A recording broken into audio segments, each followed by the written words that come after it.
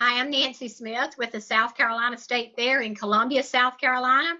I've been with the fair about 35 years, and I'm pretty old now, but the great thing about talking about competitive exhibits is that's actually where I got my start 35 years ago, right here in Columbia, South Carolina at the South Carolina State Fair. So I can tell you about what happened 35 years ago, but we've got some fun stuff to talk about and think about what we're going to look like in 20 years. So I'm going to let my good friend Jill introduce herself now.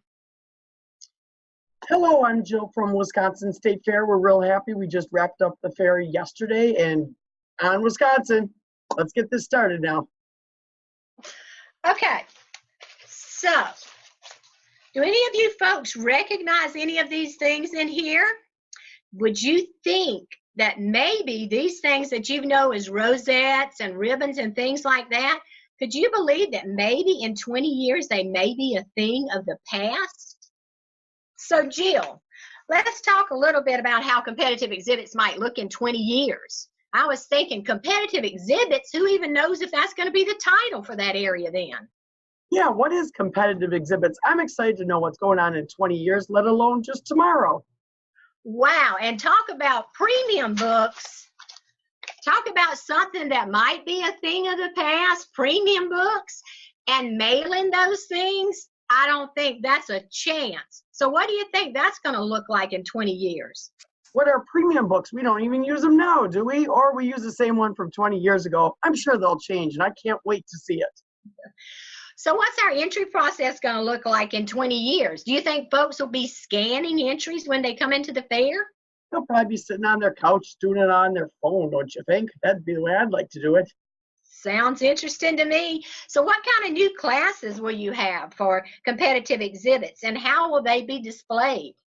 Well, who knows, but let's work on that together on Thursday, November 28th at 11:45, huh?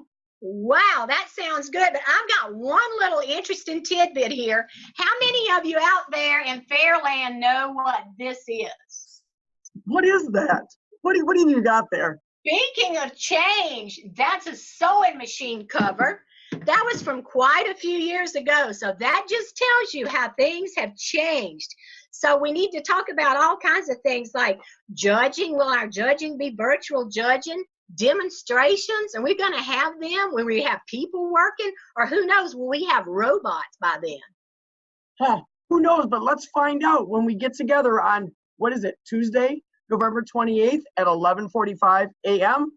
Sounds like a great plan. Jill and I will be looking forward to you joining us. And we really need to think about how can we continue to be relevant and to be the great traditions that we are and to really be unique, but all while keeping that really important part of the fair alive, that touchy-feely and seeing thing, and always thinking about the 4-H motto. How can we continue to be what we are and to make the best better? So we're looking forward to you coming and helping us find out what we'll look like in 20 years.